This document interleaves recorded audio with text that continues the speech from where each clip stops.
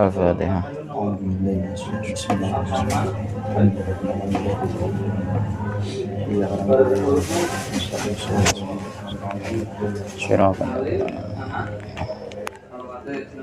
Bismillahirrahmanirrahim. Qala al-musannifu rahimahullahu ta'ala wa nafa'ana bihi bi'alumi wa bi'asruri fitarin amin ya rabbal alamin. Bismillahirrahmanirrahim.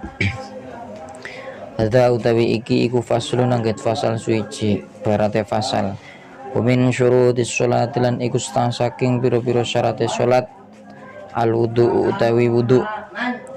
Wa furudu utawi pira-pira fardune wudu iku sitatun ana 6. Al-awwalu utawi kang dingin iku niyatu thaharati niat sesuci. Lis sholati krono arah nglakoni salat. Niat nang bil qalbing dalem ati. Awairiha utawa liyane salat. Minan niyati saking pira-pira niat. Al-mujziati kang nyukupi apa niat nginda ghuslil wajhi nalika mbasuh wajah. Asani utawi kamping pindhone iku ghuslul wajhi mbasuh rai. Jamingihi ya sekabehane wajah.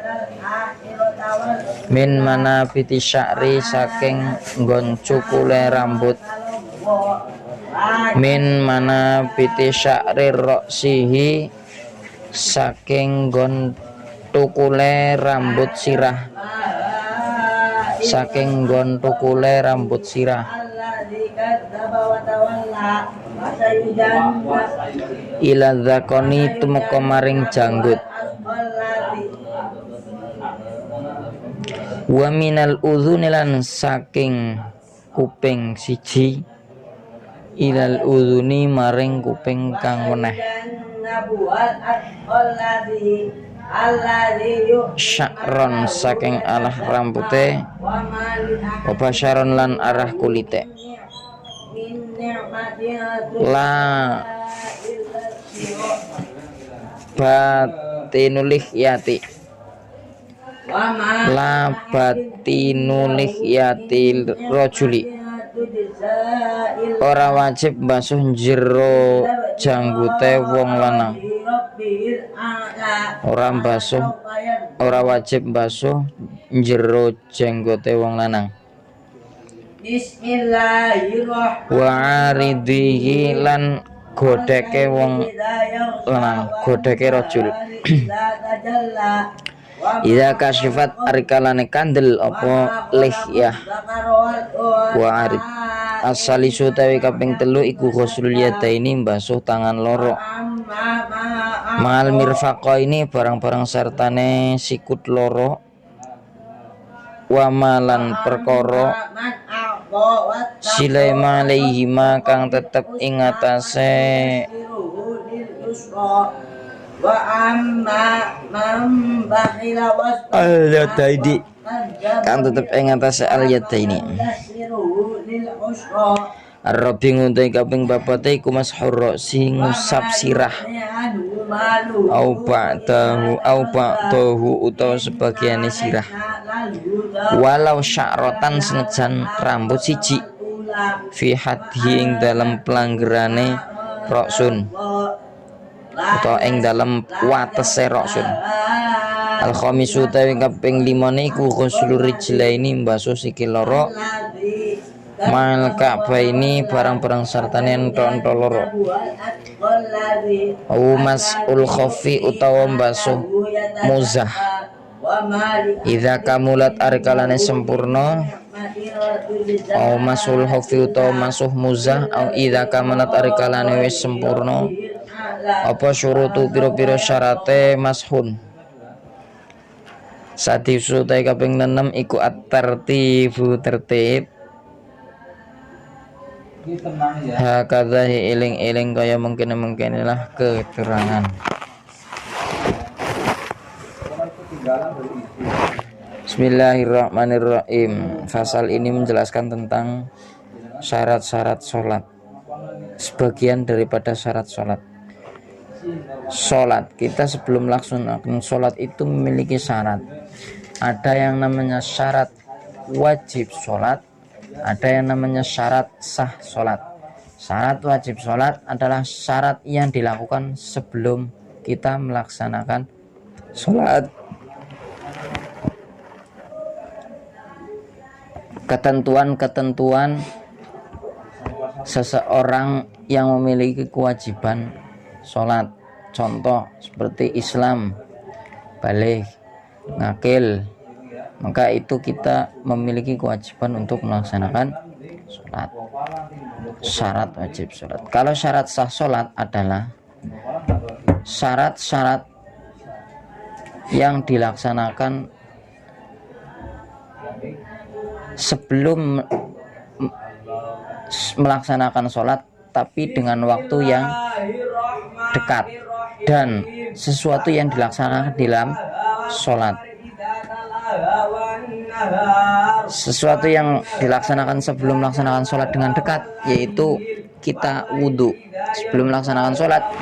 Syarat sah daripada sholat itu adalah suci.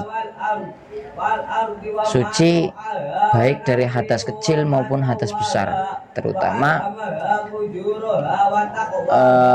ketika hendak melaksanakan sholat. Ketika kita berada di dalam hadas kecil, maka harus wudhu. Nah, ini wudhu adalah salah satu daripada syarat sah sholat, karena wudhu ini mensucikan hadas, sedangkan suci dari hadas adalah salah satu syarat sah sholat. Kalau kita sholat dalam keadaan sholat belum memiliki suci atau tidak memiliki air wudhu, maka sholatnya tidak sah. Walau sholatan janazatan, meskipun sholatnya itu bukan sholat fardu ain, seperti fardu kifayah, yaitu sholat jenazah, tetap harus dalam keadaan suci. Wasajadatan tilawatan, dan juga sujud tilawah. Ketika kita hendak sujud tilawah, maka kita harus dalam posisi suci. Wasyukran, dan sujud syukur. Nah, ini sujud syukur ini ikhtilaf. Ada yang mengatakan sujud syukur ini boleh dalam keadaan tidak suci, boleh dalam keadaan suci, dan hukum asalnya adalah boleh dalam keadaan tidak suci, itu dengan hukum makruh. Nah, kalau yang baik itu adalah dalam keadaan suci. Al-wudu wa min syurutis shalah al-wudu wa bidammil wawi.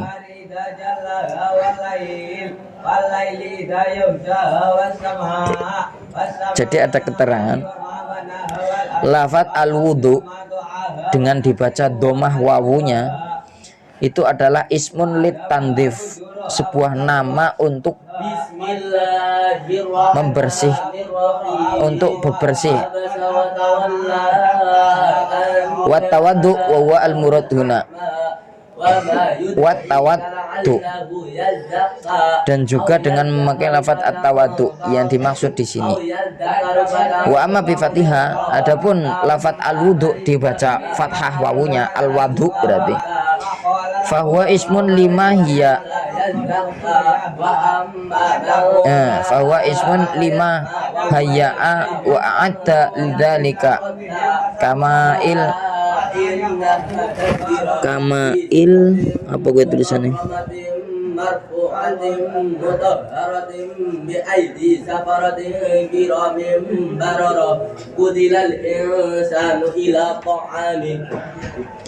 Bismillahirrahmanirrahim. Sedangkan lafaz al-wudu dengan dibaca fathah wawunya berarti wadu, al-wadu, maka itu adalah ismun lima hayya'a wa a'adda lidzalik, yaitu sebuah nama bagi sesuatu yang digunakan untuk bersuci. Berarti contohnya seperti air. Nah, tapi naik al-wudu itu adalah bersuci. Yang dimaksud di sini adalah bersuci, yaitu al-wudu. Al-wadu adalah nama yang digunakan, nama sesuatu yang digunakan untuk bersuci, air. Bikasrul mim wa sukunil ya. Bismillahirrahmanirrahim. Berarti mi soti obil hamzi wa ma ul Hanafiyah wal ibrik fi khilafi ma fi ma'tanihi kal bahr wal bi'ri fala yusama bidzalika afatu atiyah. Bismillahirrahmanirrahim. Furuduhu ayil wudu. Fardu daripada wudu itu ada 6. Yang pertama adalah al awalu niyatut thaharah lis shalah. Niat bersuci untuk melaksanakan salat. Wala yakfi niyatut thaharah al wajibah ala ma i'tamadahu Ibnu Hajar fi ba'di kutubihi. Dan tidak mencukupi hanya sekedar niat sesuci wajib saja. Nah, ini menurut kaul yang telah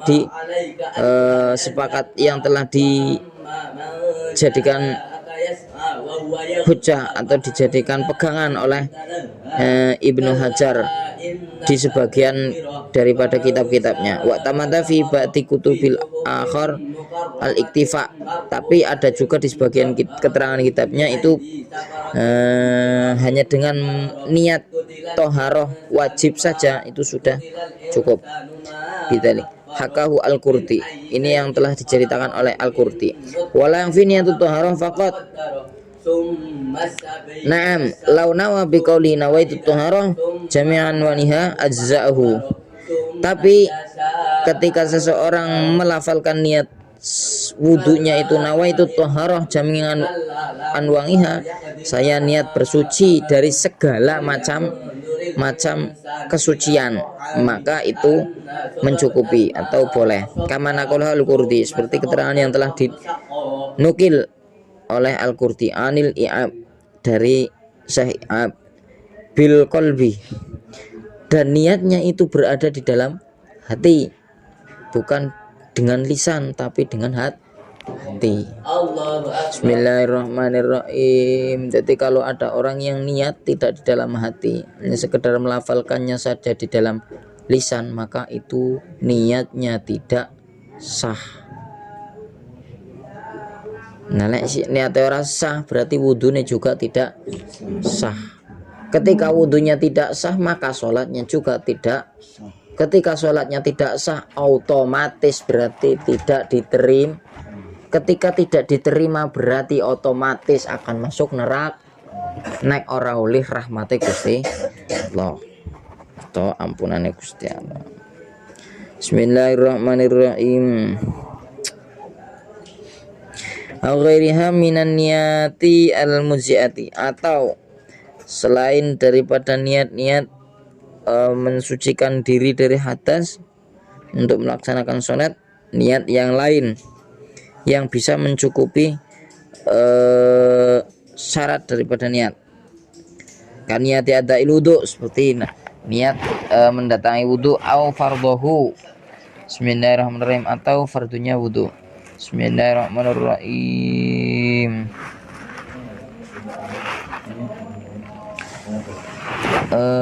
Nawaitul wudu'a fardhulillahi ta'ala, ya cukup. Nawaitul wudu'a li raf'il hadatsil asghari, ya cukup. Utawane nawaitu thaharah, ini kan di sini kan yang dhuwur di atas tadi menjelaskan niatnya itu dengan menggunakan lafaz nawaitu thaharata jami'an wa niha. Nah, selain dengan lafaz tersebut, maka niat wudu nawaitul wudu'a fardhulillah ta'ala cukup. Ora kudu nganggo la rafil hadatsil asghari, itu juga boleh. Nawaitul wudu'a fardhulillah ta'ala, boleh seperti itu. Bismillahirrahmanirrahim. Tapi untuk yang lebih lengkapnya lagi, karena kita hadas kecil, maka ditambahi dengan lafaz li rafil hadatsil asghari. Kecuali nek kita masih dalam posisi suci, terus wudu, nah itu memang anjurannya adalah nawaitul wudu'a fardhulillah kita. Enggak ada tambahan li rafil hadatsil asghari karena kita masih dalam posisi suci. Seperti itu. Bismillahirrahmanirrahim. Itu ngindah ghuslil wajhi, niatnya pun ketika dibersamai dengan membasuh wajah. Kalau niatnya terlebih dahulu, membasuh wajahnya terakhir, kemudian maka tidak sah. Bismillahirrahmanirrahim. Asani ghuslul wajhi jamingihi. Yang kedua adalah membasuh wajah. Meskipun niat itu pertama disertai dengan dibersamai dengan membasuh wajah, tetap niat itu nomor satu, dan basuh wajah itu adalah syarat fardu wudhu yang nomor dua. Batasannya membasuh wajah itu adalah mimana bitisyari rosihi ila dzakon. Jadi dari tempat tumbuhnya rambut kepala, dari atas ini berarti ila dzakon sampai janggut bawah. Wa minal udhun ilal udhun, ini tingginya dari atas sampai ke bawah. Kalau lebarnya minal udhun, dari telinga satu ke telinga yang kesatunya lagi. La batina lihiyati rojul sya'run wa basyaron. Nah, jadi dari batas telinga kanan sampai ke kiri ini dari batas tumbuhnya rambut. Tumbuhnya rambut. Orang takan buri kene enggak, dari depan sini. Terus kalau orang yang janggutnya tebal, rambut janggutnya itu tebal, itu cukup dengan membasahi luarnya saja. Bismillahirrahmanirrahim. Wa ilam takhruj anil wajhi wa fitun ba'daha fa yakfi ghuslu dhahirahu. Jadi cukup membasuh, tidak harus dikosok-kosok. Ditakutkan nanti kalau dikosok-kosok nanti ada yang luka sehingga malah bahaya. Nah, Islam itu mudah. Bismillahirrahmanirrahim. Wa aridihi idza kasyifat, dan juga bewok samping bukan sing, tapi bewok samping. Naik kandel apabila tebal. Asali ghuslul yadain, yang ketiga adalah membasuh kedua tangan ma'al mirfaqan wa ma'al mirfaqaini wa ma'alaihima. Itu membasuh kedua tangan sampai ke siku. Wa ma'alaihima, dan apa yang ada di bagian dari kedua tangan tersebut sampai ke siku. Bismillahirrahmanirrahim. Jadi kalau wudhu itu sampai melewati sikut, jangan sampai wudhu hanya sekedar wudhu kayak gitu, nggak boleh ya, nggak sah nanti wudhunya. Kalau nggak sah wudhunya, sholatnya juga nggak sah. Nah, bagaimana sholat yang tidak sah mau diterima? Bismillahirrahmanirrahim. Itu yang ketiga. Rabi'u masrosi, yang keempat adalah mengusap kepala atau sebagian kepala. Jadi mengusap seluruh kepala itu hukumnya sunnah, maka fardunya itu mengusap sebagian kepala. Walau sya'rotan fi hatihi, meskipun hanya satu rambut saja yang basah. Yang rambut ini masih bagian daripada batasan di kepala. Nek wis rambut ini gini ya nggak boleh, atau rambutnya di sini nggak boleh, harus rambut kepala di atas samping sini. Nah itu meskipun hanya satu rambut yang terkena itu sudah mencukupi ya, sudah mencukupi. Tapi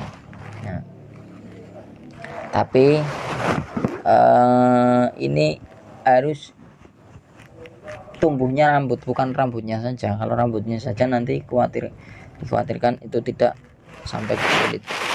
Nah, kalau semisal kita wudhu tidak mau memegang air dengan pakai kayu, celup kayu, terus dinggo wudhu nang mengusap bagian kepala, itu boleh juga. Seperti itu. Ngerti kan? Ngerti. Saya kira kayak ngerti. Bismillahirrahmanirrahim. Al-khamisu ghuslul rijlain. Yang kelima adalah membasuh kedua kaki mengal ka'bain disertai dengan kedua mata mata kaki. Jadi polok mata kaki itu juga harus terkena basuhan, tidak boleh tidak terkena. Kalau tidak terkena nanti wudunya tidak. Saumasul khaufi idza kamulat syurutuhu, atau mengusap muzah atau sepatu idza kamulat syurutuhu, apabila memang sudah mencukupi syarat atau syarat-syaratnya itu sudah terpenuhi. Tapi kalau belum terpenuhi atau tidak terpenuhi, maka dilepas sepatunya dan dibasuh kakinya. Tapi kalau kakinya sudah tertutup dengan muzah atau sepatu itu tadi dan sudah mencukupi syaratnya, maka boleh cukup dengan mengusap sepatunya saja, tidak mengusap kakinya, tidak harus dilepas sepatunya, maka sepatunya saja yang diusap, tidak disiram atau tidak dibasuh, tidak, tapi cukup diusap dengan dibasuh itu bisa beda. Diusap cukup diusap, dilus-lus nek diusap. Ayo aku ngelus dodo. Kalau dibasuh berarti harus basah di banjur. Satiswa tertib kata. Yang keenam adalah tertib. Maksudnya tertib ke Bismillahirrahmanirrahim. Maksudnya tertib ke urutan. Ail madkur minal badaati bil wajhi, urutan diawali minal badaati, diawali dari bil wajhi, dari wajah, sumal yadain, kemudian kedua tangan, sumar rosi, kemudian kepala, sumar rijlain, kemudian baru kedua kaki. Li'annahul ma'tsur 'anin nabi, karena ini adalah mengambil keterangan dari Kanjeng Nabi. Wa ulama ilmu muslimin, dan dari ulama-ulamanya orang muslim. Waruya Jabir, dan diriwayatkan oleh Jabir anna Nabi sallallahu alaihi wasallam qol abad ibda bima bada Allahu bihi, maka awalilah dengan sesuatu yang telah diawali oleh Allah Subhanahu wa ta'ala bisihotil amri afatadzalika damiri. Bismillahirrahmanirrahim. Kalau di dalam Al-Quran, ya ayyuhalladzina amanu idza qumtum ila sholati faghsilu wujuhakum wa aydiyakum ilal marafiq wamsahu bi ru'usikum wa arjulakum ilal ka'bain. Kalau di dalam Al-Qur'an fardune wudu kuwi Qur'an papat tok, hanya ada 4. Ya ayyuhalladzina amanu idza qumtum ila sholah faghsilu wujuhakum. Sing pertama irsilu wujuhakum, basuhlah wajah kalian. Wamsahu biru'usikum, yang kedua adalah mengusap kepala. Wa aidiyakum ilal marafiq, wamsahu biru'usikum wa aidiyakum ilal marafiq wa arjulakum ilal ka'bain. Yang ketiga membasuh kedua tangan sampai kedua siku. Yang keempat adalah membasuh kedua kaki sampai ke mata kaki. Quran apa patok nek Al-Quran. Adanya niat dan tertib ini memang sudah disusun oleh para ulama. Nah, adanya tambahan tertib dengan niat ini itu karena ijma, mufakat daripada ulama, ijma dan kias. Maka kalau kita kembali hanya saja kepada Al-Quran, ya apa yang tidak ada di Al-Quran berarti itu hukumnya boleh, asu boleh dimakan, halal. Bismillahirrahmanirrahim. Itu kalau hanya kembali kepada Quran dan hadis. Nah, yang di dalam hadis pun yang diterangkan itu babi. Dalam Al-Quran juga khizir, kalb nggak diterangkan. Makanya mereka yang mentafsir Al-Quran tidak memakai ijma dan juga qiyas, itu dengan mudah menghalalkan anjing. Na'udzubillahi min zalik. Bismillahirrahmanirrahim. Cara ditelan mentah naring Al-Quran yukur papat. Keterangannya fardu wudu hanya ada 4. Tapi di dalam kitab-kitab fikih, di dalam kitab-kitab ijma dan qiyas itu ada 6. Sama seperti sholat, Lah di dalam Al-Qur'an itu hanya ada lafaz aqimus shalah. Dirikanlah salat. Qumu lillahi qanitin. Dirikan apa?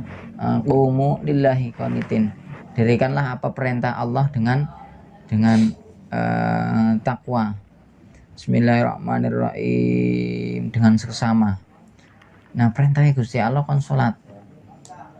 Tata carane salat kowe naring hadis kur dijelasna sallu kama raaitumuni sholli. Lihatlah kalian seperti salatlah kalian seperti mana kalian melihatku salatlah. Zamane Kanjeng Nabi, sahabat ketika melihat Kanjeng Nabi salat jauh dari kalangan Kanjeng Nabi nang pengimaman, sahabat nang buri dhewek ora keton. Lah mulane gerakan salat itu bermacam-macam. Nah itu karena adanya ijma dan qiyas. Kalau nggak memakai ijma qiyas, cuma kembali kepada Al-Quran, aqimus sholah, bagaimana caranya sholat, kaifiyatus sholah bagaimana. Nah terus ada di dalam hadis sallu kama ra'aytumuni sholli. Lah sing ora weruh Kanjeng Nabi, orang sahabat yang tidak melihat Kanjeng Nabi sholat, bagaimana dia bisa sholat? Sholatnya sekarep-karepe, sekendak-kendaknya, mau apa gerakannya mau dibuat seperti apa ya terserah, karena dia tidak melihat Kanjeng Nabi. Yang penting melaksanakan sholat. Ada yang cuma ya ada, yang penting kan sholat. Itu mereka tidak memakai tuntunan, tidak memakai ijma ya. Makanya kita sebagai warga NU, warga Nahdliyin menggunakan ijma dan juga qiyas. Tata cara sholat ada seperti apa, sunnahnya di mana, fardu rukun-rukunnya di mana, seperti gerakan-gerakannya itu seperti apa. Nah itu hanya ada di ijma dan qiyas, tidak ada di dalam hadis dan juga tidak ada di dalam Al-Qur'an. Faslun wa yang wudu al-wudu wallahu a'lam.